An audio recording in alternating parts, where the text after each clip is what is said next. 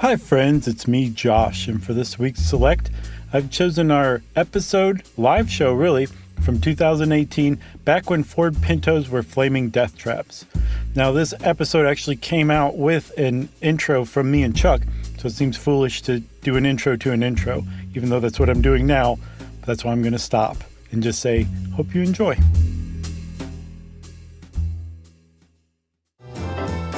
Welcome to Stuff You Should Know, a production of iHeartRadio.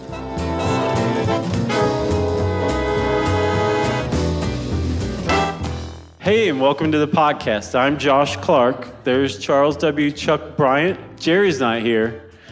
But we are, with all these beautiful people, live at the Buckhead Theater in our own Atlanta, GA.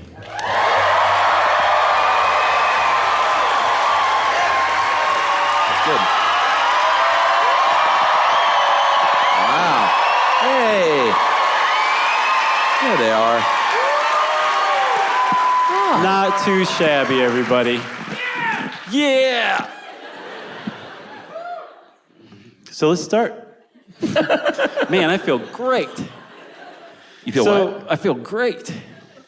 Since this is a live podcast, and it's actually set a little further back in time, we thought we would all get into the Wayback Machine. So for those of you who have seen us live before, you know the Wayback Machine is made up. It's not a real thing. But it does take a twinkle in your eye. That's right. And a heart full of magic to get into the Wayback Machine. So I hope all of you have that going on right now. That was my best Sarah Silverman impression. It's pretty good. Thanks. So we're all in the Wayback Machine, okay? And we're going back to Detroit, Michigan. Back to, I don't know, like the mid-'60s or something like that, we'll say. Yeah, back when people still wanted to go to Detroit. On purpose. Sorry, ma'am. Yeah, I told you. And we're going to fly in. That's the sound it makes. And we're very small and invisible, by the way. So we're going to fly in over the shoulder of an up-and-coming auto executive with a beautiful head of hair named Lee Iacocca. Oh. And Lee at the time, he was what you might call a young Turk, just up and coming, like ready to take on the world, great guy, and he had a lot of cred around the company that he worked at called Ford Motor Company. That's right, it was pre-Chrysler. Right, and he had a lot of cred because he had designed the Mustang, right? It was known as Lee's car even. Yeah, I mean, if you are the guy and the lead of the Ford Mustang project, then you've kind of bought your ticket in the car industry. Right. One of the great cars. If you make the car that Vanilla Ice will eventually love, you've done something quite right with your life, right? Did he have a Mustang? Rolling in my 5.0 with the rag top down? That's a Mustang, buddy. Is it? Sure. I think it's even in the video. I've never been more ashamed. To not know the lyrics of a song? Yeah, because it's effing Vanilla Ice. So I don't feel like I should have known it. I just feel like a stooge. Oh, no, it's fine. No, you got a Ween shirt on. You probably should know those lyrics. But I know that lyric, though. Yeah. I did know 5.0. 5.0. All right. That's my understanding, right, everybody? Yeah. I thought it was a Volkswagen Beetle. No, but that does come up starting now. Because Lee Iacocca was one of the few people in Detroit at the time who realized that the American auto industry's lunch was being eaten in the subcompact market, mainly because no American car company was making subcompacts at the time, right? Yeah, we liked our cars very large at the time. Like land yachts. Yeah. Okay. So Lee said the Germans are eating our lunch with their little Volkswagen Beetle, Hitler's car. Look it up. I had 2 Volkswagen Beetles. Those were 2 Hitler's cars. You supported Hitler in a way. My mom is over there. She bought that car. I don't know about that. She's going like this. Yeah. And then the Toyota Corolla was also killing people, right? Killing Detroit, I should say. Yeah. And so Lee said, we need to get a car to market, but I'm not the president. There's a man who is president. And what is his name, Chuck? I can't ever remember, honestly. I do remember. His name is Bunky Knudsen. If you're the president of a car company and your name's Bunky Knudsen, you got to know you have a target on your back, right? Nobody's going to let that stand for very long, especially not Lee Iacocca. Yeah, the only thing Bunky Knudsen in that year would have been president of is the super secret Treehouse Playboy magazine club. Right. Led by Bunky Knudsen. Right. Or the local union of the guys who sell those like monkeys that play the cymbals on the street, you know? The wind-up ones. All right, so regardless of that, Bunky Knudsen was in charge, and Lee Iacocca had his sights set on that job. And so they settled things in the traditional way in the car industry at the time, which was arm wrestling. It's a little People known like, fact. is he serious? So Lee Iacocca had this thing where, and we think this is probably how he rose to power, he could rip the sleeve clean off of his shirt right at the shoulder right before an arm wrestling match, right? It's very intimidating. And he always kept his arms oiled every morning. He would oil them up and very gingerly put the shirt on over him so the oil wouldn't show through. So it really had like a pronounced effect when he tore his shirt sleeve off and went like that. So when he did this to Bunky Knudsen, and Bunky saw that oil bicep, he knew his time running Ford Company had grown short. That's right. Bunky Knudsen knew what time it was. All that was totally made up, you all realize, right? The stunned silence threw me off a little bit. It was back to the treehouse for Bunky. So Lee Iacocca found himself in charge of Ford, and he said, we got to get a subcompact going fast, dudes. So here's what we're going to do. We're going to get a project going. I'm even going to give it a code name, which is really weird and sort of sophomoric. Kind of a Knudsen move. But he named it Project Phoenix, which is very cute and a little ironic once you know what this is about. And he said, I want a car. I want it on the market in, 24 months? Yeah. And normally it took like 43 months to get a car from concept to production. Iacocca said, nope, 24. Yeah, 24, so super fast, and it can't weigh more than 2,000 pounds, and it can't cost the customer more than $2,000. Right. And he totally should have called it Project 2000, because that would have been a super cool name in the early 1970s. Right. And that car would go on to be known as the Ford Pinto.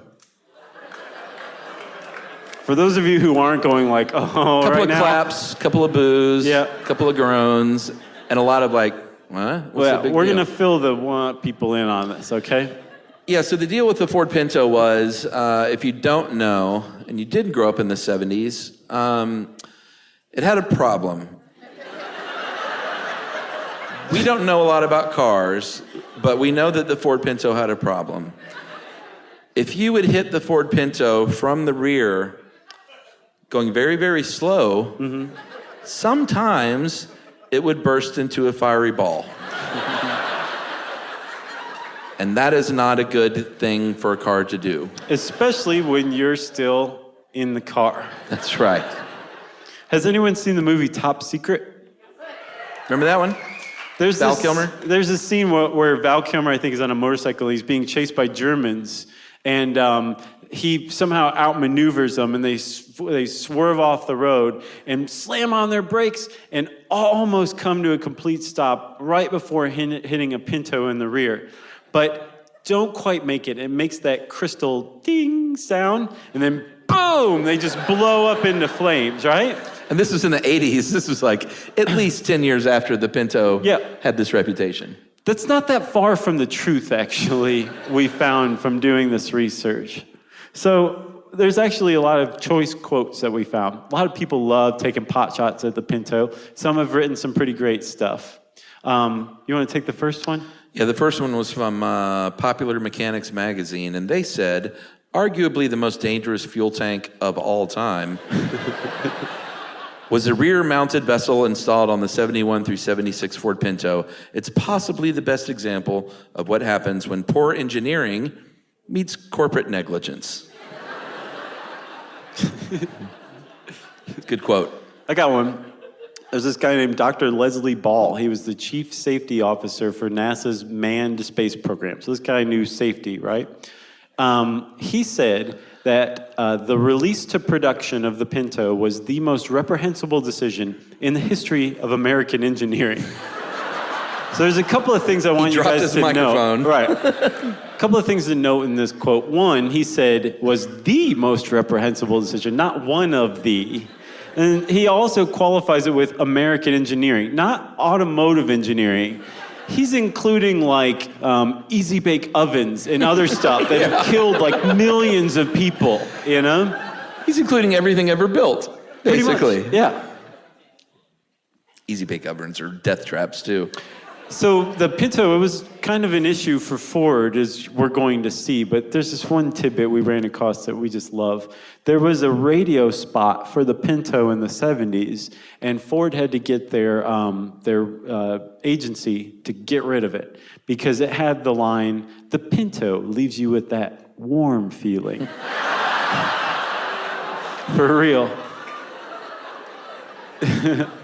This is a fun one to research. All right, so again, I want to reiterate, we don't know anything about the design of cars. We know how to drive cars, and that's about where it ends.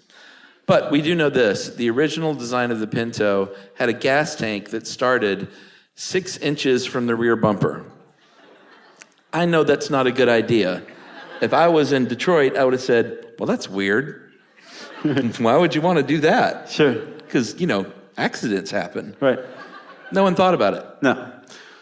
That's made even worse by the fact that a car critic would later call that bumper little more than ornamentation, right? Like, car's supposed to have a bumper. Just put that thing that looks like a bumper on it, basically.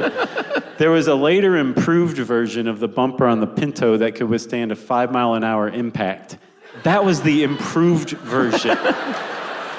And again, this is all happening 6 inches away from the gas tank. That's just one side of the fuel tank. There's a whole other side. And it had like its own issues, basically. Yeah, there's something on a car called a differential. That's how mechanics say it.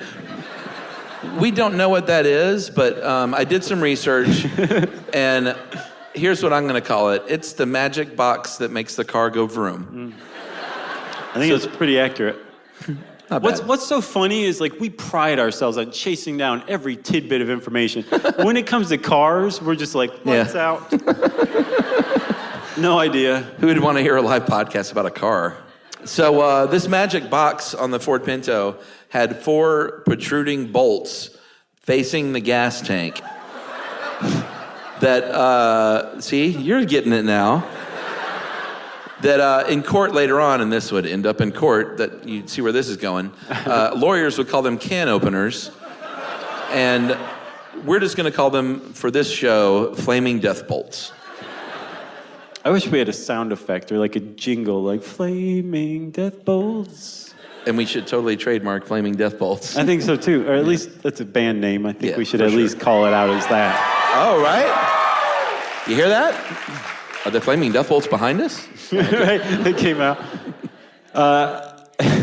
We're here on the wrong night. So, like I said, there's a lot of good quotes out there, but probably the best of them, the best, came from this journalist named Mark Dowie, who figures big time into the story.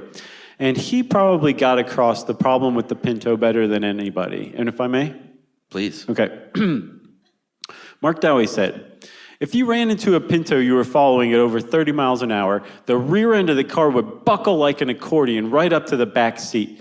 And the tube leading to the gas tank cap would be ripped away from the tank itself, and gas would immediately begin sloshing onto the road around the car, right? The buckled gas tank would be jammed up against the differential housing, which contained 4 sharp protruding bolts likely to gash holes in the tank and spill still more gas. Now all you need is a spark from a cigarette, and this is me interjecting here. This is the 70s, so every single person in every single car was smoking every single second of every moment they were driving. There are 4 lit cigarettes in every car at all times, with the windows up. Barring that, you could also get it from the ignition or scraping metal, and both cars would be engulfed in flames. If you gave that Pinto a really good whack, say at 40 miles per hour, chances are excellent that its doors would jam, and you would have to stand by and watch its trapped passengers burn to death. You're, That's not me saying this. your additional, what do you call that? Pantomiming, acting? It's in the pantomime tradition, That's fantastic. Thank you. Reading Rainbow with Josh. Give LeVar Burton a run for his money. All right, so there was one 30-mile-per-hour crash test with the Pinto that found that all 13 gallons spilled out in less than 60 seconds. So we all drive here in Atlanta, and you all pump gas. You know how fast, when you're pumping gas, it's coming out, and you're like, oh my God, that's so fast. All the gas is coming out. It's so fast. You can't pump a tank of gas in 60 seconds. So the Pinto is spilling gas faster than you can pump gas. Think about that next time you go to the gas station. Yeah. Thank God I'm not driving an early 1970s Pinto. So the weird thing is this. Despite the Pinto's reputation, whether it's from top secret or you learned about it from your older brother, who knows where you heard it from, but most people I would even say, know of the Pinto as a flaming death trap. It turns out, in retrospect, the Pinto was really not much worse than any other car in its class at the time, which is not to say that the Pinto wasn't a flaming death trap, but instead, all cars were flaming death traps at the time. The idea of being safe if you got into a crash was totally lost on Detroit at the time. It wasn't a thing. So we wondered, okay, well, how did the Pinto actually get this reputation? And to answer that question, we have to go to the great periodical room in the sky. And we have to go back to the 19... We all have to die? No, that's the great part about it. You can go there alive. Oh. Usually when you say the great thing in the sky, that means you're totally dead. It's just in the sky. Okay. All right, great. We're going to the great periodical in the sky. Right, and we're all living. All right. It's great. We're going to go back to the 1977 section, and we're going to find the 1977 year for Mother Jones Magazine. Has anyone ever heard of Mother Jones Magazine? It's still around today. Still around. One might characterize it as slightly left of center, maybe. And it was very much the same back in the day. Yeah. And in this September-October 1977 issue of Mother Jones Magazine, there was an article by Mark Dowie. That's right. It's called Pinto Madness. You can still read this article today. It was one of the main sources we used. It's a great deep dive if you want to read some more stuff about the Pinto. But Mark Dowie was the quote you read earlier, and he was a journalist there at the time. And this is one reason you know this is also the 70s. When they released this article in a print magazine, they had a press conference about it, which is adorable when you think about it. Especially through today's lens. So they even traveled. They went to Washington, D.C. from San Francisco, held a big press conference there on Capitol Hill about a magazine article, and they invited Ralph Nader to attend, which, yeah. Yeah, woo Ralph Nader. If you don't know who Ralph Nader is, he is a great American. He was a consumer crusader who cared really about one thing in life, and that is making sure that corporations didn't screw you over, and they kept you safe, and it's not like he got rich doing it. Ralph Nader was a great, great dude. Right. He lived like a hermit to show that he wasn't being influenced by one side or the other. He had a mattress on the floor of a studio apartment. I think he had a hot plate that he lived with. Ironically, that's very dangerous. Now that I think about it. It was probably one of the safer hot plates, but yeah. I bet it was the best hot plate on the market. Sure. For sure. You would think so, but he bought it with his own money. He did. So anyway, Ralph Nader was there. They got everyone together, and they had this big press conference in Washington, D.C., and Dowie starts to poke around a little bit and do a little more research for this article and say, I need to go to these, I need to go to the DOT, I need to go, what was the other one called? The NHTSA. What does that stand for? The National Highway Transportation Safety Administration. Correct. It's a mouthful. Very good. It's a lot of common words, but when you put them together like that, it's tough. So he went and started doing some investigating, and he found out that Ford had been carrying out, they've been carrying out crash tests in secret. And when you're carrying out crash tests in secret, that's probably not a good thing. Right. It means you didn't get the results you were hoping for. So you suppressed the results. You had all the scientists murdered. Lee Iacocca totally did. He's like, you see that? Sure. He probably was like, go to sleep forever. But that was just to get the ball rolling. He had goons kill the rest of them. Oh, sure. And you filed the crash test with the DOT. That was the normal thing. So Dowie's sitting there going through all these file cabinets, and there's all these bureaucrats going like, oh God, why does he keep saying Eureka? Right. What is he finding now? Who's the guy in there with the spy camera?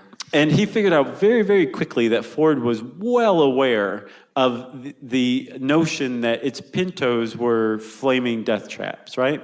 And from those 40 crash tests, he found that 11 of them, and this is really important, 11 of those crash tests had been carried out before the Pinto, the first one, had ever rolled off of the production line, right?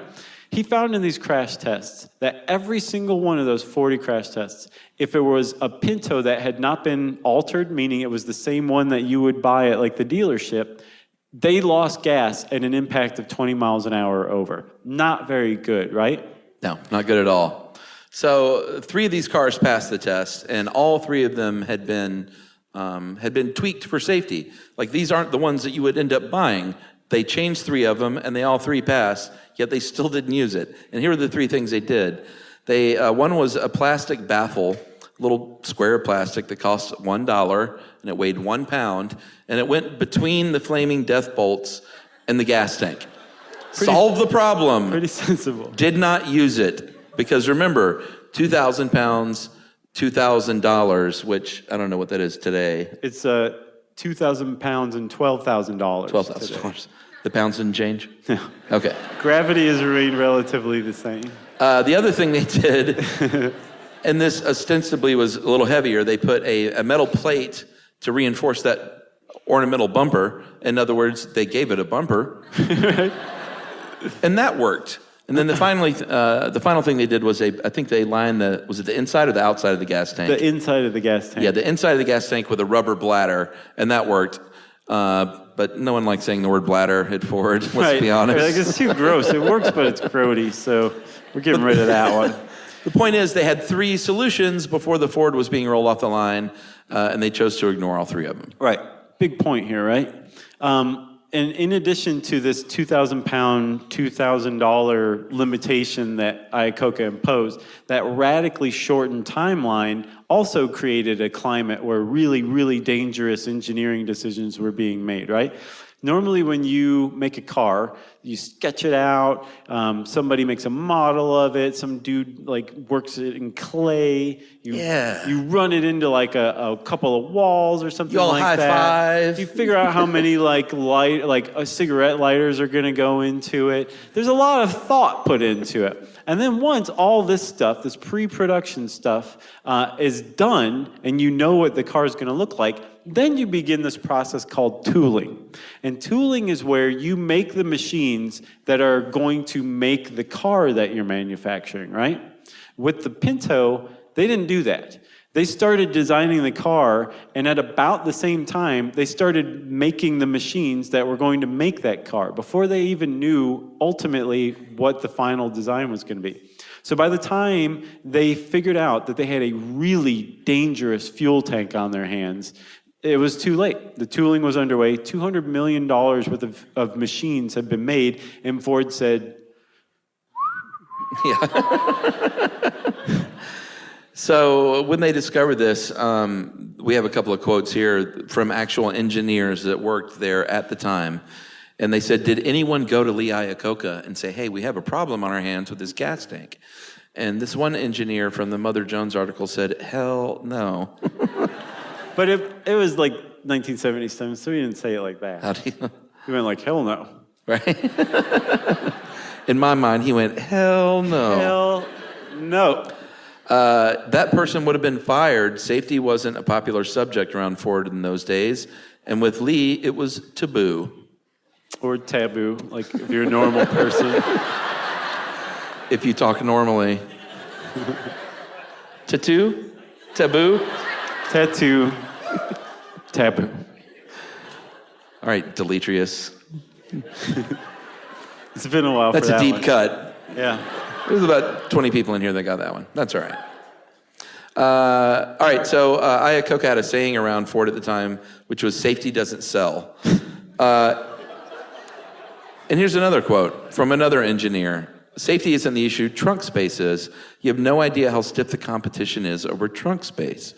Do you realize that if we put a safer gas tank in the Pinto, you can only get one set of golf clubs in the trunk?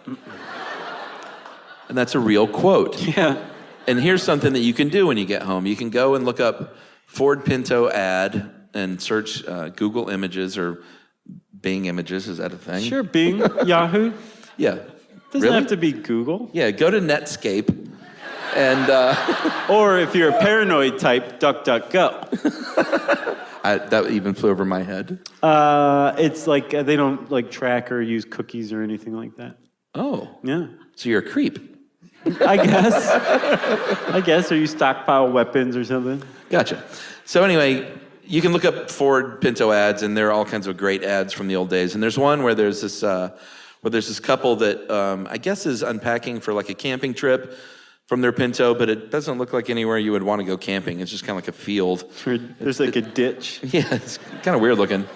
And it says this in the text: just flip down the runabout's rear seat. The runabout was one of the Pinto models.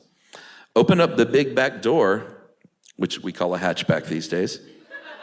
And the big back room makes packing easy. Pack in your golf clubs, those groceries, and those big pieces of luggage. Pack it all in. You make it sound really dirty. There's big room in your little Pinto. I'm the sicko because I'm using DuckDuckGo.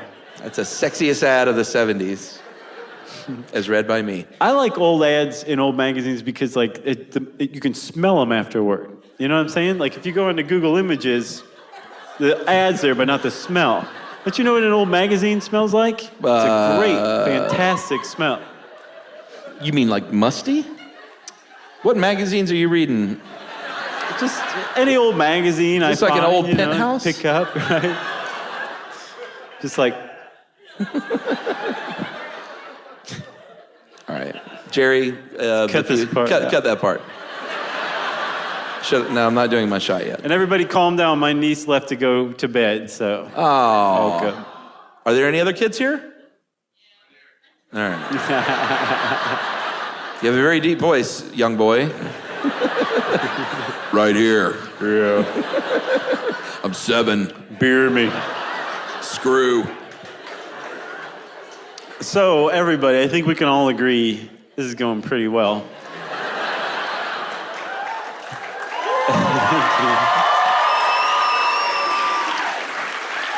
You're not going to like this. That means that we need to put an ad break in here.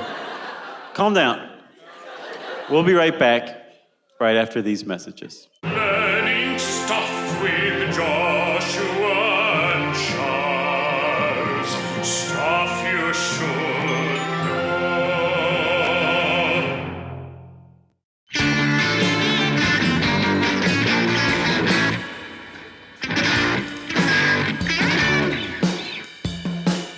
Hey, everybody, we're back. Magic That's of how it editing. works. Yeah, thank you, sir. I am wearing MeUndies. Oh, you know what? We should say this. That's a freebie, man. We'll cut this part out too. But I have to share this. This is a legit tangent. Like all of them. All the heavily scripted and rehearsed tangents that you've heard tonight. We got an email yesterday. You saw it. I did. Where a woman, this is so weird. A woman wanted to send a new pair of MeUndies to us for us to autograph so she could frame the underwear for her husband's Christmas gift. Now that is a deep cut. Sure. That's a true fan. At least she wasn't like, and you wear them first. Yeah. Each of you pass it off to the other one, and then mail them back to me. But both of those were like, oh yeah, send them in. Right. Totally do that. I sent the She would email. have smelled like an old magazine. You know, right when she got that in the mail.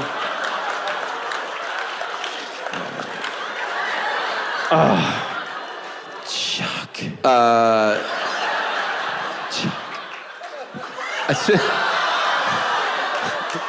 I didn't, what, guys? What? Why would you do that? No one else saw that. Yeah, we should probably edit this part out too, Jared. This guy right here. So, I sent that email to our head of sales, though, and he was just so delighted. He was like, oh, I can't wait to send this to MeUndies. You're autographing underwear. They're not going to believe it. That's like David Lee Roth level. Except we're autographing MeUndies for a fan. Some dude. It's not David Lee Roth level. Right. All right, everybody, we're back. Good thinking. Sure. I should probably do it again, though, because you just said that. Right, okay, yeah. Hey, everybody, we're back. I think I just stepped on you. Do it again. And stop laughing, everybody. We need it clean. I said stop laughing. Hey, everybody, we're back. Thanks for hanging there. Thank you. That was a really long ad I don't break. even know where we were now. I got it. You ready? All right. I got creepy right before. I know that. I know. All right, I got you. Hey, everybody, we're back.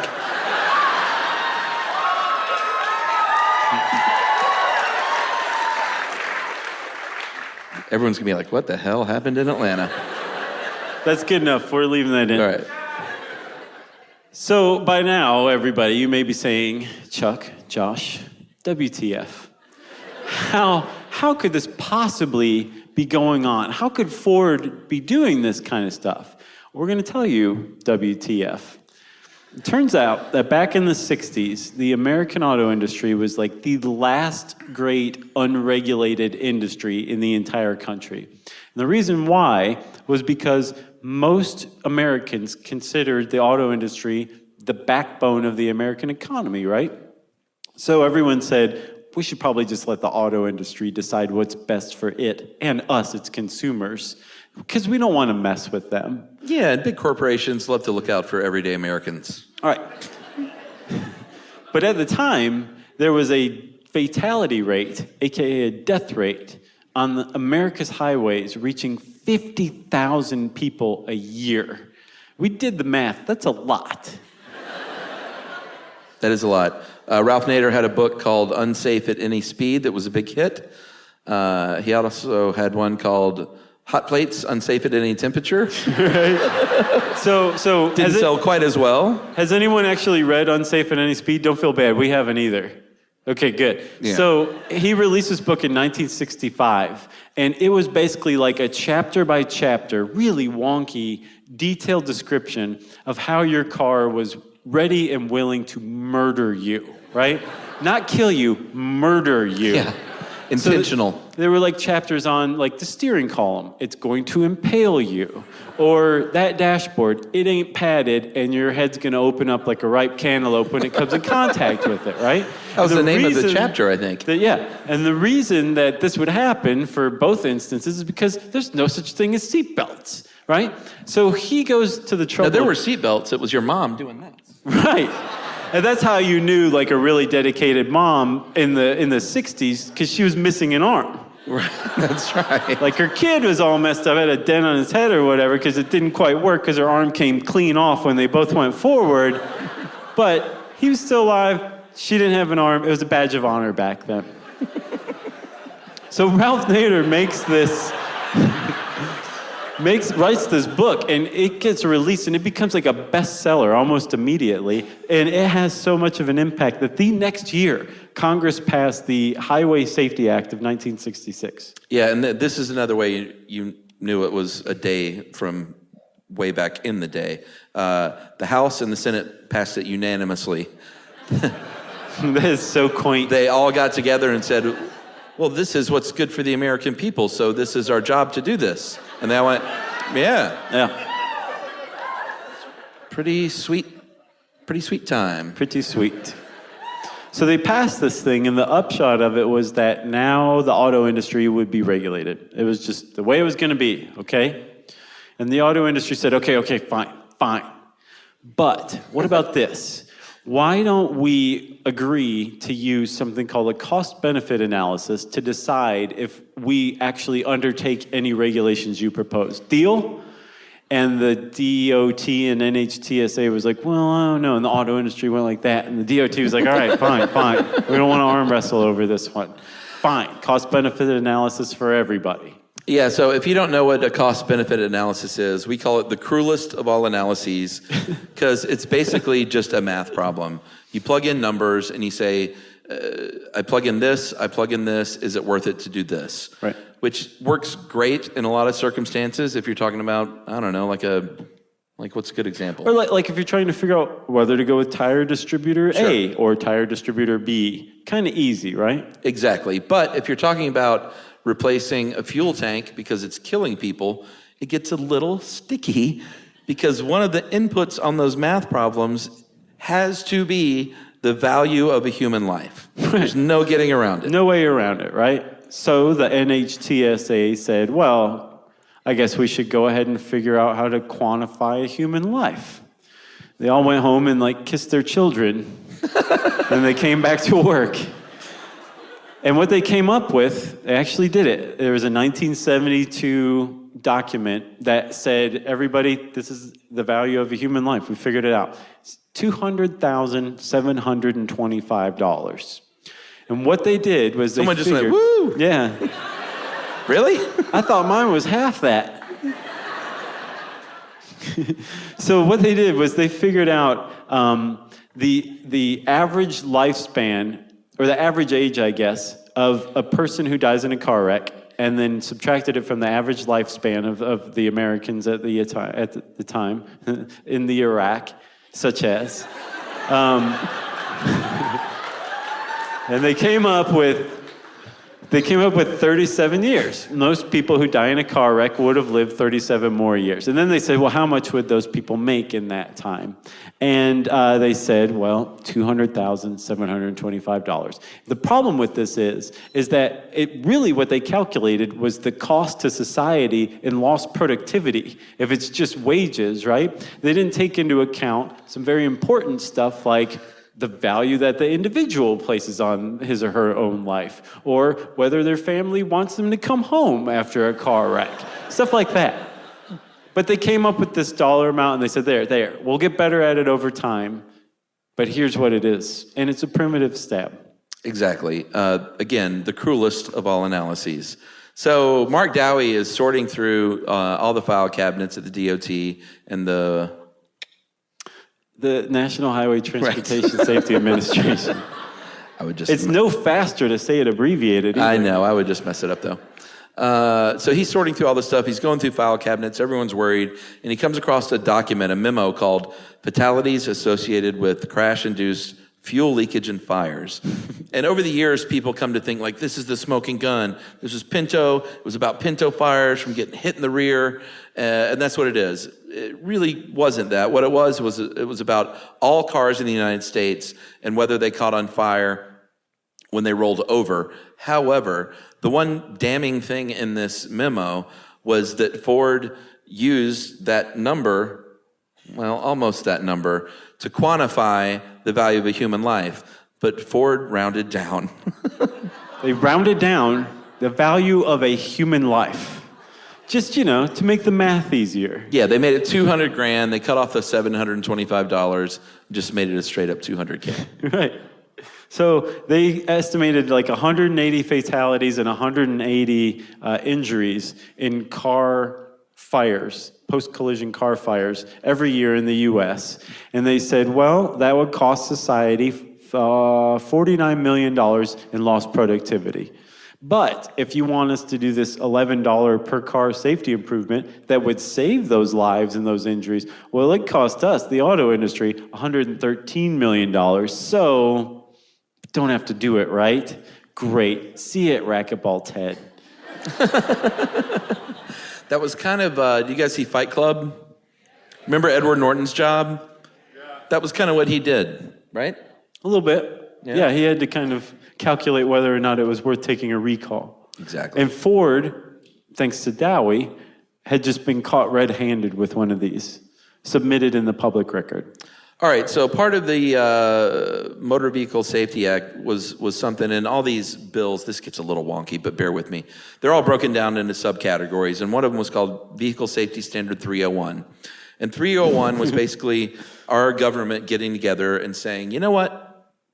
We feel like you should be able to get hit from the rear at like 20 miles an hour and not explode into a fiery ball. We've talked about it. We know what you're going to say, Detroit, but we've talked about it, and we feel very strongly about this. We feel that's reasonable. Democrats push for 30, Republicans push for 10. They met in the middle at 20. There are people from Cobb County here, I'm sure.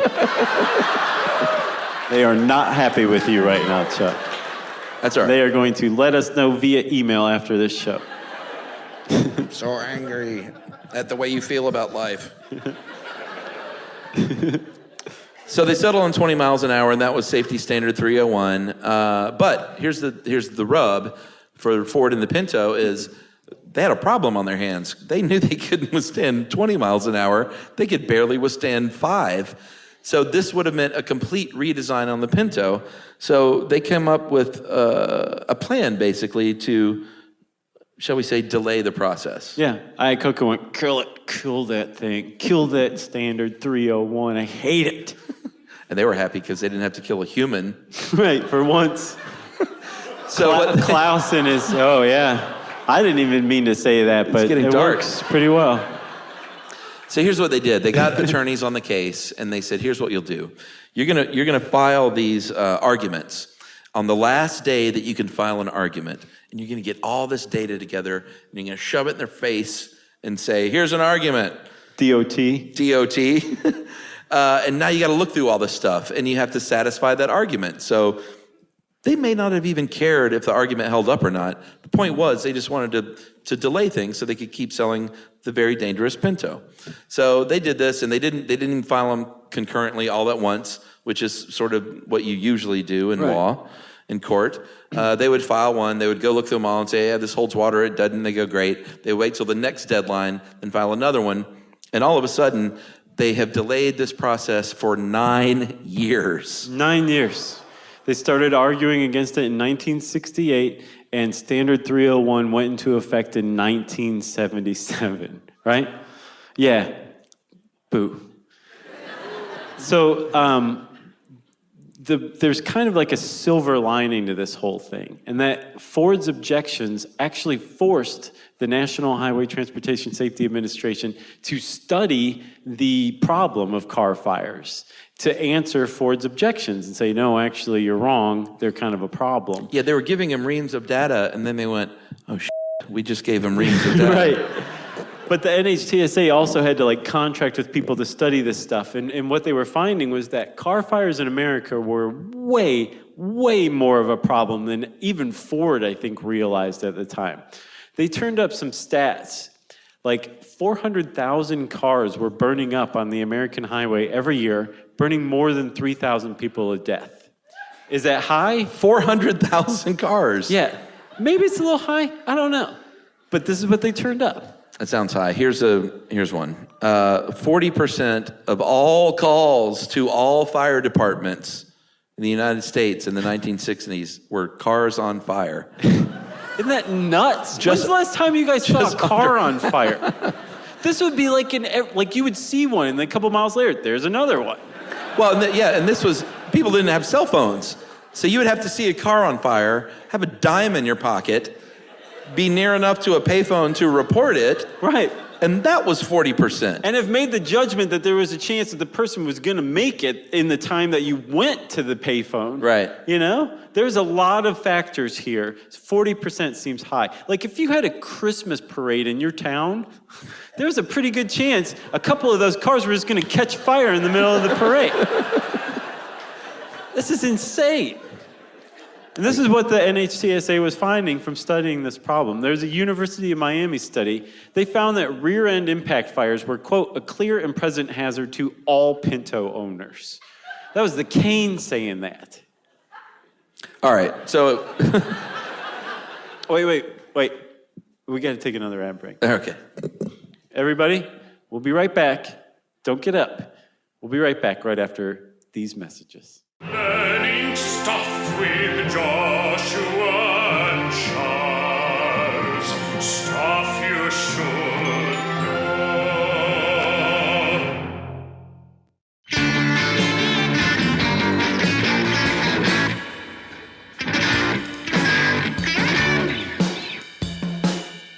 Hey, everybody, we're back. It's a lot better live, huh? They get it now. So the original draft of the Motor Vehicle Safety Act had a part that provided, it was very controversial, it provided for criminal sanctions against executives of auto companies. And these, well, let's be honest, these white dudes that were executives of these auto companies said, well, I don't think you really mean that, right? Wait, that means we could go to prison. You understand? I think we should.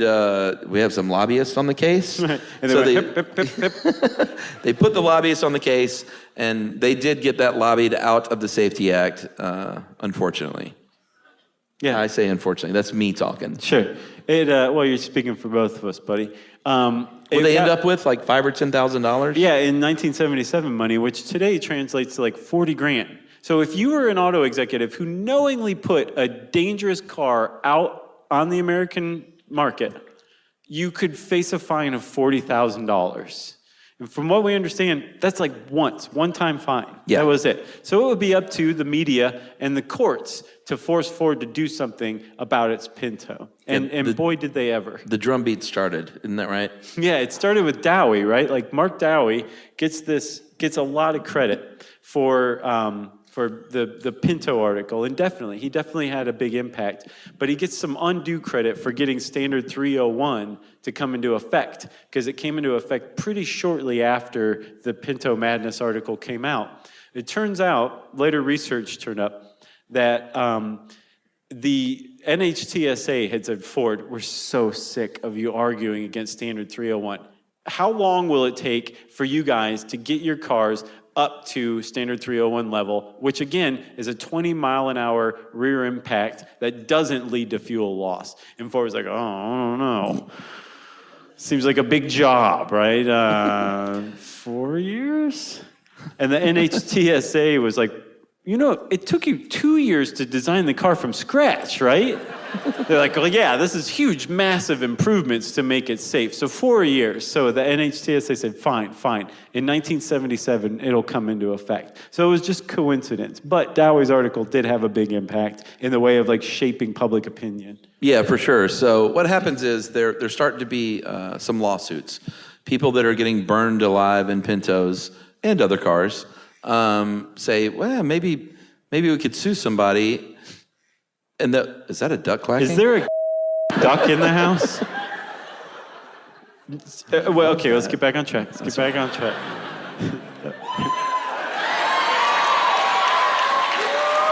Works, doesn't it? You're all charmed. Thank you for taking that one for us, Chuck. Jerry, cut that part. All right, so, boy, that's delicious. It's good. Yeah. Bullet brand bourbon. It's called buzz marketing, everyone. Yep. They don't even pay us for that. Yet. So there are these people that have this job where they recreate accidents sometimes it's for court, for attorneys, for the state, sometimes it's for insurance companies, but they recreate these accidents to kind of show what went down. And some of them started to say, and again, it was a radical notion, started to say, wait a minute, I think that if you get in a car wreck, you maybe should be able to live through it. It's a radical idea, but like maybe they should make cars safer? Yeah, they're like, go back to San Diego, hippie. Well, the notion from America, everyone sort of agreed to this thing where, like, if you get in a car wreck and die, like, you got in the car wreck. It's your fault. It was like, the driver's fault. Yeah, it's the driver's fault. You can't make cars safer in the case of an accident. It seems weird now because it's all we think about is auto safety, but it was just not on the radar. Lee Iacocca was not the only one. But that was thanks to Detroit, like saying, it's your fault, you're a dummy. But everyone agreed to it. Everyone was complicit. in Detroit's defense, at the time, everybody was drunk while they were driving.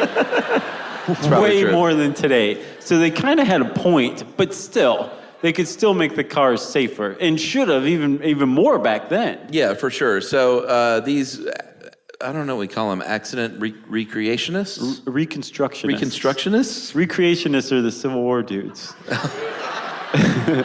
Does anyone here do that? Any Civil War reenactors here? There's 3 who are just sitting there like this right now. All right, quick sidebar. Emily and I went hiking you guys ever go to Sweetwater State Park? See, local show. Emily, you remember this? We went hiking in Sweetwater, and there were some Civil War reenactors. But it wasn't like, what I know about Civil War reenactors is they throw a big battle party, or whatever it's called, and they act like it's a big war, and they go, bang, you die, or don't die, and bang, bang, and then that's sort of what happens. Do they do that? I have no idea what they do. Oh, okay. But it's a big show, like on a field. Like I went to one when I was a kid. I remember that. But these dudes were just hanging out in the woods at Sweetwater State Park. They were like, they had a fire going, and it was like 3 or 4 people. It was a couple of dudes and a couple of ladies in their outfits, and they were cooking, like, I guess, like a squirrel on a spit. That's Huckabee style. It was no organized thing. And when I was just hiking by, it was like a year ago, I was like, well, that's weird. Or did you guys just like back slowly into the woods? I did. Like, don't make eye contact. I guess I approve because it wasn't war, so that's kind of cool. It was no, they were prepping for war, so. Oh, okay. They were gathering their strength from squirrels, apparently. Loading their muskets. To go feign war. Very strange. Don't go to Sweetwater's, by the way. Don't go there. No? Not after that. Oh, okay. I didn't know if there's something else. Like there's a lot of abandoned tires in the ravine or something. All right, so where are we? Jerry, So- cut that whole story. I don't know. I think it was a good story. I think we should keep it, Jerry. Is she dead? Is she in the great periodical in the sky? Periodical room in the sky. All right, so these recreationists, that's where I was, Yep. are saying maybe you should sue the car company, like, because cars should be safer. And people went, oh, well, that's not a bad idea. Yeah, because Very revolutionary idea. these guys were saying, with the Pinto in particular, I'm starting to notice a lot of charred bodies that are otherwise in perfect shape. Look great, aside from the charred part, right?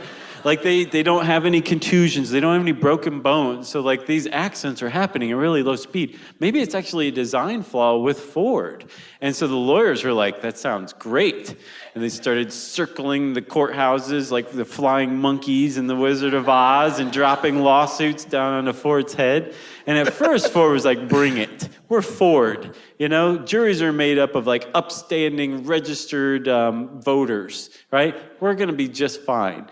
And Ford won a couple at first, and then they started losing them. And Ford was still kind of like, we're still taking the jury trial on. But the whole thing turned on this one trial in 1977 in Orange County, California. And Ford lost big time, actually, in a Pinto case. Yeah, they lost, and this was in 77, they lost $125 million in damages to a boy named, he was 13 years old, Richard Grimshaw was very sad. He's burned very badly, and the driver of the car died, and $125 million back, I mean, it's a lot of money now, but back then, it's a ton of money. Yep. And it's what they call, you've heard of like a symbolic award where they'll just hit a company with a ton of money, and it later gets reduced, but all they care about is that the media knows that they got hit with this ton of money. Right. That was sort of the case here. It got reduced to, what, $3.5 million? Which is that's still pretty Yes, substantial. still a lot of money back then, of course. But that initial figure like really made a point and sent shockwaves through the auto industry. Yeah, and so Ford changed its tactics. They're like, okay, well, maybe we'll start settling. And we got another quote, and Chuck reads it way better than me, so if you don't mind. Yeah, this was an attorney for Ford, and I'll read it in the voice of Lionel Hutz of The Simpsons. The great Phil Hartman. Here we go. We'll never go to a jury again, not in a fire case. Juries are just too sentimental.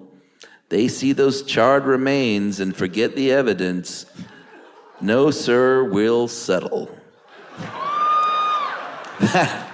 Thanks for that. That is he wasn't overheard saying that. Right. A TV reporter stuck a microphone in his face, and he said that. Right. That was his quote that he gave. Like Amazon Alexa didn't overhear him saying that to his wife at home later. Right? Exactly. So Ford was like, okay, kill that guy, that lawyer. Lee Coco. We're going to start settling. And so they did start settling. There's some benefits to settling. Well, there's some drawbacks too. One is that it tells the entire world that you know your case is terrible. But it says, well, there's going to be lower payouts to the lawyers, and there's going to be lower payouts to the defendants. And it also cuts down on discovery. So discovery, if you go to jury, the plaintiff, the person filing the case, has legal access to any and all documents that you have that prove their case against you, right? So with all these jury trials, there was this steady trickle, or flow even, it wasn't even a trickle, it was a flow of damning evidence coming out of Ford, going into the hands of lawyers who were happily turning it around and handing it to the media, who were reporting on this stuff, which was getting the public just good and pissed. And that drumbeat that Chuck was talking about started to really pick up. And like people were really looking at Ford like in this weird, like unsettling, non-blinky way, you know? Everyone took their shirts off and they put like war paint on, and just Ford was starting to get a little nervous. They were like us? And America said, you.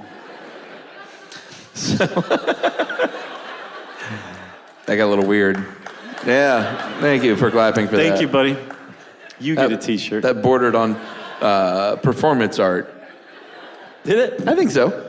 Had I taken my shirt off, it would have been perfect. Oh my God. Do it.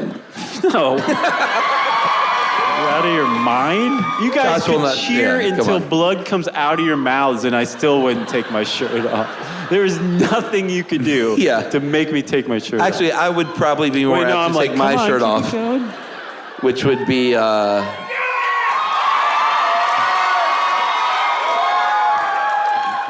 That does feel good, though. Now we've reached David Lee Roth level. I wish I had another shot. Oh, my God. All right, that's not shy. That's just having common values. Not taking your shirt off in public when people tell you to. That's normal stuff, man. You did good, is what I'm saying. Thank you. Jerry, cut out the last Seriously, 2.5 minutes. Jared. Shame on all of you. Hometown show. All right, so finally in 1977, Safety 301 came into effect. What we talked about, you should be able to hit a car from 20 miles an hour, not be a flaming death ball. And the 1977 new Pinto debuted with a very brand new safety feature, that $1, 1 pound piece of plastic in between the flaming death bolts and the gas tank. That they've known since 1968 would save lives. Boo. Thank you. So, Lee Iacocca by this time and Ford in general were scared to death of the PR crisis that had been growing and growing. And the whole thing, again, was started by Dowie's article. Not only did he get the Mother Jones readership involved, he really kind of awakened the mainstream media to the thing. So everybody was reporting on this. People were suing for it. It was a huge, big problem. And Iacocca told everybody, clam up. That's actually a direct quote from his book, his 1988 book. I used to think in a happier time that it was called Straight Talk, but that's a Dolly Parton movie. It's called Talking Straight. I gotta say, you sent me this initial, Josh did this, wrote this show, and he sent it, and he said Straight Talk, and I was like, did Dolly Parton play Lee Iacocca? It still says that. I never corrected it. I never saw the movie. That would be great. You never saw Straight Talk? Oh, no. Oh, I'm so ashamed. It's good. Is that going to be your movie crush pick? Oh, maybe. That's buzz marketing. Now I have to do it. No. So, it was called Talking Straight in the end. I think Straight Talk might have been the working title. Okay. But in it, he says, like, we were so afraid of this PR crisis bankrupting Ford, if you could imagine that. That Seriously? They just said, no one talk. Don't talk to anybody. Just clam up. And they thought that if somebody said something the wrong way and like there was a scary turn of phrase or something like that was just taken the wrong way, it would be seen as an admission of guilt. The problem was, to the public, that the fact that they weren't talking was seen as an admission of guilt more than anything. Yeah, it was a big deal. Like 60 Minutes was literally knocking at the door. Like Morley Safer was at Ford knocking at the door. And he said, I'm Morley Safer, and if you're not intimidated now, I got Ed Bradley with me. We've sent 2 of our best dudes. So you should be pretty worried. And Ford was crouched down under their window, like, are they still out there? What's so funny is I used to love 60 Minutes. Sure. But when I was like 13, it's such a weird show to watch as a kid. It's sophisticated. Yeah, I was not sophisticated. Apparently you were. Yeah, I was not. I don't know what. I like the little... Right. And then after that, you just like, all right, I'm turning the channel. Well, I've seen enough. And also, now that I think about it, I think it came on after either like The Wonderful World of Disney or... That was great. Or Wild Kingdom or something. I don't know what that is, sir. That was like Full House was on there. That was like the 90s. You're way off, buddy. Yeah, I'm so old. Do you see this beard? So much gray. Like the Davy Crockett Story Hour? Was that one? Did I just make that up? Well, I'm not that old. Okay. No, Knight Rider. That had a good theme song. This has devolved into really shout out your favorite old thing. We're almost done, everybody. Calm down. All right, we're hitting the end. So, 1978, in June, they started their own recall proceedings, and 60 Minutes was on the door. They're knocking. And Ford says, you know what? We're going to undertake a voluntary recall. Right. If anyone believed that. They'll make us look so good. Of 1.4, and I don't know if we mentioned, the Pinto was a big seller. Like, despite all this, it was a super, super popular car. It was like the best-selling subcompact of the 70s. It very much was. It's Winona Ryder's car in Stranger Things 2. Oh, yeah? Haven't seen it. Right? I don't know, was it her car in Stranger Things 1? I don't remember, but they feature the Pinto in Stranger Things 2. Knight Rider. Spoiler, thanks a lot. Right. Now I know what car she drives. All right, so they undertake a 1.4 million car recall on just the Pinto alone, but also another car they had, right? The Mercury Bobcat. Right. Which was its like more luxurious but equally deadly twin. And we're not quite sure like what made it so luxurious. I have no idea. Maybe it had like an onboard like blow dryer brush to like feather your hair with while you were going home. Well, where you sit in the back seat and they just have the thing from the hair place that just like, lowers over your hair. That is the pinnacle of luxury that we can think of for the 1970s. God bless the 70s. All right, the bad news is though, and this is very sad to stop laughing, between the time Ford decided to undergo that recall in June and the time it told consumers, like internally, they said, all right, June, we'll do this. September, we announced it to the public. In those few months, there was a very, very sad crash. Rear end. You need another shot. No. A rear end impact where some young women died, and there was a prosecutor in Indiana named Michael Constantino that said, you know what? I've had it. I'm done. I know the deal. I'm going to bring these dudes on trial for murder. Murder? Like, he filed criminal homicide charges against the executives at Ford for that crash. Yeah, very big deal. Yeah. So, and it wasn't just like a flash in the pan. Like, this trial actually, or these charges went to trial. It was over like 3 years. Mm-hmm. And over the 3 years, everybody was reporting on Ford executives on trial for murder every day. And the charges got dismissed, but the public criminalizing of Ford's executives it was huge. Like, it was a bad PR crisis before. It couldn't get worse than that. Yeah. Your executives on trial for murder, right? Yeah, for sure. So despite all this, despite the fact that the Pinto was a flaming death trap to a certain extent, when you look at the numbers today and when you look at the real statistics, it was not much worse and sometimes better than other cars on the market at the time that would kill you from fire. Like the Vega or the Gremlin. They would kill you. Right. So we tried to figure out, and actually it turns out there was this 1993 article in Harvard Law Review where this guy said, I've done the math, I've actually figured it out, and here's the number I came up with. It was 27. 27 people is probably the number of people who died in low-speed rear collision impact fires in Pintos. And that's over like 10 years. Yeah, like millions of cars, 27. It's not that bad, actually, right? It was way less than, I think Mother Jones said, like 500 to 900. Yeah. And this is so Mother Jones. They said that was a conservative estimate that we just made up. And then I think 60 Minutes, Chuck's beloved 60 Minutes, said like thousands of people had died in Pintos. No one knew, so they were just making up numbers. But this 1993 article said, no, it was probably 27, actually. Exactly. So in the end, we look back, and the Pinto was, even though it could have been a flaming death trap, what it really was a very bad victim of PR. Yeah. You know? Yep. So, like, the problem was that the way you could die in a Pinto was just too bad to be allowed to continue, right? The idea that, like, if you got in a rear-end collision and the passenger compartment filled up with gas, that's bad enough.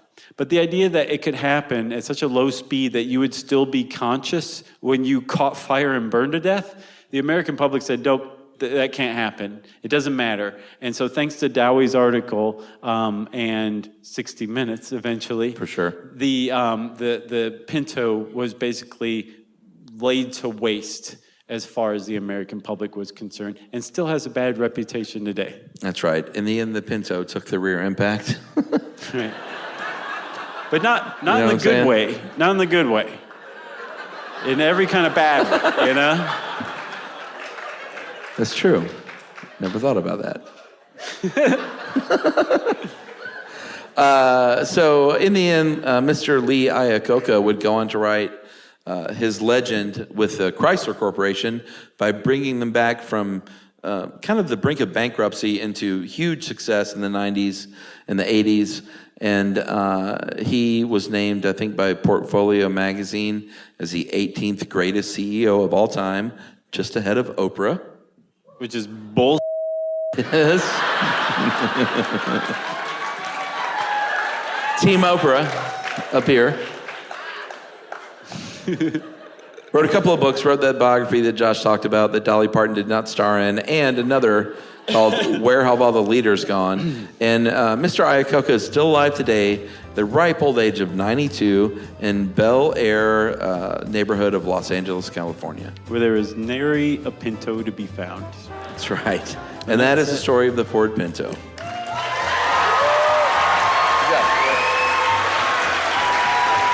Thanks.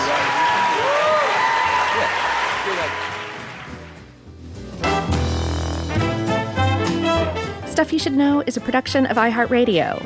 For more podcasts from iHeartRadio, visit the iHeartRadio app, Apple Podcasts, or wherever you listen to your favorite shows.